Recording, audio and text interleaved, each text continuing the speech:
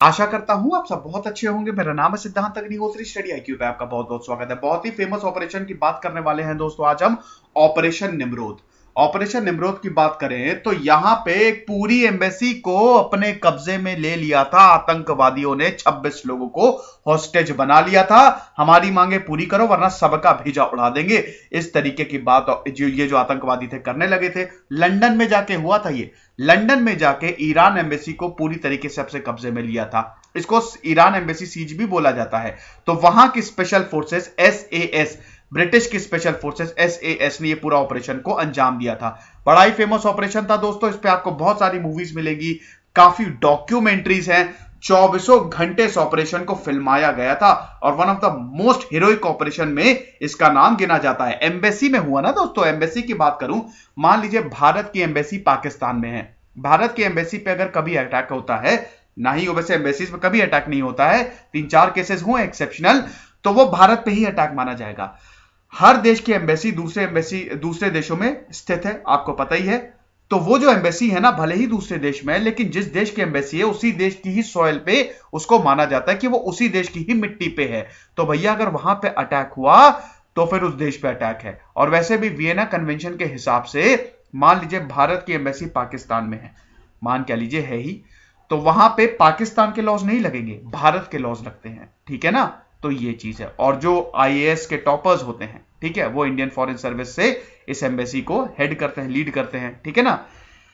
तो आज हम ऑपरेशन निमरोध की बात करेंगे। ये पूरा का पूरा क्यों हुआ था, इसके पीछे की कहानी क्या है, आफ्टरमैथ क्या है और किस तरीके से प्लान को एग्जीक्यूट किया था, देखेंगे। स्टेटस को रिकनेक्ट, मेरा फेसबुक पेज सिद्धांत अग्निहोत्री, मेरी फेसबुक प्रोफाइल, दोनों ही जगह लेक्चर की पीडीएफ लीजिए, सवाल भी पूछिए।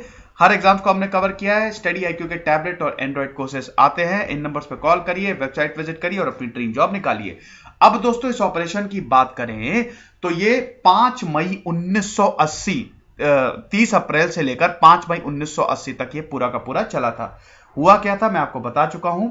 6 आतंकियों ने 26 लोगों को बंदी बना लिया था। ईरान एम्बेसी में घुस गए थे 30 अप्रैल 11:30 बजे, दोपहर के 11:30 बजे, रात में तो होगा नहीं। अब दोस्तों ऐसा है कि उस समय मार्गरेट थैचर की गवर्नमेंट थी। 1979 से लेकर 1990 तक वो प्रधानमंत्री रही थी इंग्लैंड की। कंजर्वेटिव पार्टी की लीडर थी और एक हॉस्टेज को आतंकवादियों ने मार भी दिया था। दोस्तों प्रॉब्लम यह है कि आतंकवाद की कोई ग्लोबल डेफिनेशन नहीं है। एक देश के लिए वो आतंकवादी हैं, लेकिन उसी देश के लिए वो एक रेवोल्यूशनरी है ना। जैसे भगत सिंह को ब्रिटिशर कहते थे आतंकवादी, हम कहते थे रेवोल्यूशनरी, वो एक रेवोल्यूशनरी थे। ऐसे ही लेनिन के साथ हुआ। तो जरूरी नहीं है कि जो देश उनको आतंकवादी कहे, जिस देश के वो हैं वो भी इनको आतंकवादी कहे, लेकिन मेरे हिसाब से जो भी इंसानियत का कत्ल करता है, जो भी इंसानों को मारता है, वो आतंकवादी है। तो दोस्तों यहां पे 6 आतंकवादी थे जिन्होंने इसको अंजाम दिया था। इसका जो लीडर था ओएन मोहम्मद, जिसको सलीम बोला जाता था, छोटा सा ही लड़का था, ज्यादा उसकी उम्र नहीं थी। तो सलीम ने ये पूरे इस प्रोग्राम को, इस पूरे प्लान को अंजाम दिया था और उसके बाद फिर ब्रिटिश की स्पेशल फोर्सेस ने इस ऑपरेशन को खत्म किया था। ठीक है, जिसको ऑपरेशन कोड नेम निमरोध बोला गया था। अब इनकी मांग क्या थी? इनकी मांग ये थी कि भैया हमको एक अलग प्रोविंस चाहिए। दोस्तों ईरान रेवोल्यूशन आ गया था 1979 में। अब ईरान से हमको एक अलग प्रोविंस खुजेस्तान बनाना है, इसकी मांग उठने लगी थी। और इस हक के लिए जो लड़ रहे थे वो वहां के रेवोल्यूशनरी थे, फ्रीडम फाइटर्स थे। तो भैया ईरान सरकार तो बिल्कुल इनको क्या करेगी? सप्रेस करेगी। दूसरी चीज ये है कि यहां पे बहुत सारी ऑर्गेनाइजेशन जो है वो उठ खड़ी हुई, जिनमें एक सबसे important DRFLA, Democratic Revolutionary Front for the Liberation of Arabistan. अब यहां पे नाम आप देखिए, डेमोक्रेटिक। दोस्तों ये जो नाम है ना, ये बड़े ही ध्यान से रखे जाते हैं। कोई भी बड़ी ऑर्गेनाइजेशन, चाहे कोई भी हो, जो टेररिस्ट ऑर्गेनाइजेशन होते हैं वो बिना आइडियोलॉजी के चलती ही नहीं। लोगों को तो कन्विंस करना है ना। जब तक लोगों का सपोर्ट नहीं होगा तब तक ये मूवमेंट आगे कैसे बढ़ेगा? ये सारी टेररिस्ट ऑर्गेनाइजेशन का सर का दर्द रहता है। तो आप नाम देखिए, डेमोक्रेटिक, मतलब भैया डेमोक्रेसी लेके आएंगे। पूरी दुनिया में डेमोक्रेसी से अच्छा कुछ है ही नहीं। डेमोक्रेसी में आपके पास राइट्स होते हैं, आप आजाद हैं, आजादी है आपके पास। तो इसीलिए नाम के आगे डेमोक्रेटिक लगाना बहुत जरूरी है। तो Democratic Revolutionary Front for the Liberation of Arabistan, इतना आप मत याद रखिए, DRFLA आप याद रख लीजिए। तो ये वो इरानियन अरब्स थे जो कि मांग कर रहे थे कि अलग खुजिस्तान हो, ठीक है, पूरा ऑटोनोमस रीजन होना चाहिए। अब दोस्तों इसके बाद ये जो पूरा मसला है ये बाद में दब गया, इस ऑपरेशन के बाद ये मसला बिल्कुल दब गया, क्योंकि फिर ईरान इराक वॉर हो गई 1980 से लेकर 1988 तक। वो मैंने पूरा सद्दाम हुसैन की बायोग्राफी जो कवर की है उसमें पूरा मैंने कवर किया है कि किस तरीके से ये सिचुएशन जो है वो पूरी डिटोरिएट हो गई थी। अब जो इसका लीडर था सलीम और सेकंड इन कमांड 6 लोगों ने इस पूरी सीज को जो है वो अंजाम दिया था। ओ माय गॉड, ये क्या हो गया, ठीक है। तो 6 लोगों ने इस पूरी सीज को है जो अंजाम दिया था, ठीक है। तो उसमें से जो इसका लीडर था, जैसा कि मैंने बताया, ओएन मोहम्मद, जिसको सलीम बोला जाता था, इसको टॉर्चर किया था ईरान की सरकार ने। तेहरान यूनिवर्सिटी का ये स्टूडेंट था, उसके बाद इसको टॉर्चर किया था। दोस्तों मैक्सिमम जो ऑपरेशंस होते हैं, जो मूवमेंट इस तरीके से होते हैं, अब दोस्तों 18, 19, 20 साल की जो उम्र होती है इसमें वैसे ही खून बहुत गर्म होता है। कोई भी अगर कुछ कह दे तो हर कोई लड़ने मारने पे उतारू हो जाता है। यहां पे इस उम्र में एक बच्चे को अगर सरकार की तरफ से ये टॉर्चर हुआ था तो उसने तो बिल्कुल ये ठान ली थी कि मैं सरकार से बदला लूंगा, ठीक है। ये बहुत सारे देशों में प्रॉब्लम होती है ना। तो यहां पे इसको टॉर्चर किया, इसके जो सेकंड इन कमांड था फैजल, उसको टॉर्चर किया ईरान की जो इंटेलिजेंस एजेंसी है, ठीक है, जो स्पेशल इंटेलिजेंस एजेंसी है सवाक, ठीक है। यहां पे फिर उन्होंने बोला कि अब मैं सरकार से बदला लूंगा, तो इसीलिए ये लंदन गए और लंदन में इन्होंने पूरी की पूरी एम्बेसी को सीज किया। ये दोस्तों ईरान है और ये इसका खुजिस्तान प्रोविंस, इसी को बोल रहे थे कि हमको आजाद कर दो, ये काट दो और यहां पे ऑटोनॉमी आ जाए और हम डेमोक्रेसी लेके आएंगे। अब यहां की सरकार ने बोला अच्छा अभी तुमको हम डेमोक्रेसी देते हैं, ये लो डेमोक्रेसी, ठाए ठाए। यही होता था दोस्तों वहां पे। तो इसीलिए बोला कि कोई बात नहीं, हम दुनिया को संदेश देंगे, और ऐसा भयानक संदेश दिया कि भैया इन्हीं को संदेश मिल गया। तो दोस्तों अगर प्लान्स की बात करें तो ये लोग लंदन आए थे 31 मार्च को, इन्होंने फ्लैट लिया था। जब इन्होंने फ्लैट लिया था, 3 लोग, पहले तो 3 लोग आए थे। इन्होंने जब फ्लैट लिया था तो वहां पे ये बहुत उल्टी सीधी हरकतें करते थे, शराब पी के आते थे, अय्याशियां करते थे, गलत हरकतें करते थे। तो वहां के मकान मालिक ने इनको बाहर निकाल दिया। उसके बाद फिर उन्होंने दूसरा फ्लैट लिया, वहां का मकान मालिक अच्छा था, वहां के मकान मालिक की इनकी ट्यूनिंग बहुत बढ़िया थी, लेकिन वहां के मकान मालिक इन सबसे डरने लगा था। क्यों डरने लगा था? क्योंकि एक टाइम पे वहां पे 13 से 14 लोग इकट्ठा हो जाते थे, लेट नाइट से जगते थे, रात भर जगते थे, प्लानिंग करते थे। तो भैया घबराहट तो होगी। एक टाइम पे इन्होंने क्या बोला, इन्होंने ये बोला 30 अप्रैल को अपने मकान मालिक से कि हम कुछ दिनों के लिए ब्रिस्टल जा रहे हैं और वहां से इराक लौट जाएंगे। तो भैया जाहिर सी बात है मकान मालिक को बड़ा ही सुकून मिला होगा। और उस समय ओवेन जो था वो खाली 27 साल का था। आप देख रहे हैं ना, 27 साल का युवक, जब ये जो उम्र होती है वो अपना करियर बनाने की होती है। 25 साल तक पढ़ाई, उसके बाद 25 से 30 साल तक जितना हो सके अपने करियर पे मेहनत करो, और ऐसे युवा लोग आतंकवाद की तरफ डाइवर्ट हो जा रहे हैं। तो ये 1980 की बात है, ठीक है। तो दोस्तों ऐसा है कि इन्होंने बोला कि ऐसा है कि हम इस मकान को छोड़ देंगे। 9:30 बजे इन्होंने मकान को छोड़ दिया। 6 लोग 11:30 बजे, और इन आतंकियों के पास ये असलहे थे, बारूद थे, एम्यूनिशन थे, बंदूकें, बम, ये सब लेके बैग में भर के 11:30 बजे ईरान की एम्बेसी पे पहुंच गए, साउथ किंगस्टन लंदन। और धड़धड़ा के गेट पे जो पुलिस ऑफिसर था उसको बंदूक दिखाई, उसको अनाम किया, अंदर गए। 26 लोगों को इन्होंने बंदी बना लिया। 2 लोग बच के भाग गए। जैसे ही 2 लोगों ने देखा, बड़े लकी थे वैसे ये लोग, जैसे ही 2 लोगों ने देखा कि इतनी बड़ी प्रॉब्लम है, वो भागे और दीवार कूद के भागे। वो क्या बात है। तो यहां पे 11:30 बजे, सुबह 11:30 बजे से ये प्रॉब्लम जो है वो शुरू हो गई, और 30 अप्रैल को कब्जा हो गया ईरान की एम्बेसी पे। अब सरकार की माथापच्ची शुरू। ईरान की एम्बेसी पे लॉस तो लगेंगे नहीं भैया ब्रिटिश के, भले ही ब्रिटिश जमीन के है, लेकिन है तो वो ईरान की एम्बेसी। अब करें तो करें क्या, मिलिट्री ऑपरेशन कर नहीं सकते, लोग वहां पे फंसे हुए हैं। दोस्तों यहां पे जर्नलिस्ट भी थे जो फंसे हुए थे, बीबीसी का जर्नलिस्ट भी अंदर था, यहां पे ईरान के भी लोग थे, यहां पे लोकल लोग भी थे, यहां पे सिक्योरिटी और स्टाफ भी था। 26 लोगों को जो इन्होंने कब्जे में लिया था, और 6 आतंकवादी तो थे ही। तो बहुत ज्यादा प्रॉब्लम कि अब करें तो करें क्या। प्रॉब्लम, पुलिस आई, तुरंत पुलिस आई। जॉन डेलास जो कि असिस्टेंट कमांडेंट थे, उन्होंने बातचीत करने की कोशिश की। उसके बाद इन्होंने कांटेक्ट किया टेलीफोन लाइन से। उसके बाद फिर पुलिस ने टेलीफोन लाइंस को पूरा कट कर दिया था।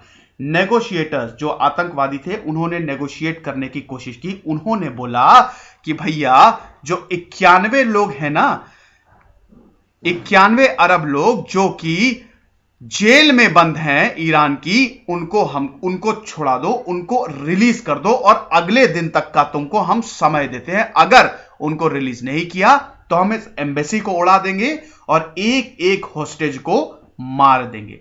पसीने छूट गए यहां पे सरकार के कि अब करें तो करें क्या। तो बहुत प्रॉब्लम। उन्होंने 1 मई का 30 अप्रैल दोपहर 11:30 बजे इन्होंने एम्बेसी को कब्जे में लिया था और 12 बजे अगले दिन 12 बजे तक का टाइम दिया था 1 मई। ठीक है, ये चीज समझ में आ गई। तुरंत ही ब्रिटिश इमरजेंसी कमेटी, जिसको कोबरा बोला जाता है, क्या फुल फॉर्म होता है भैया कोबरा का? चलो कमेंट बॉक्स में बता दो।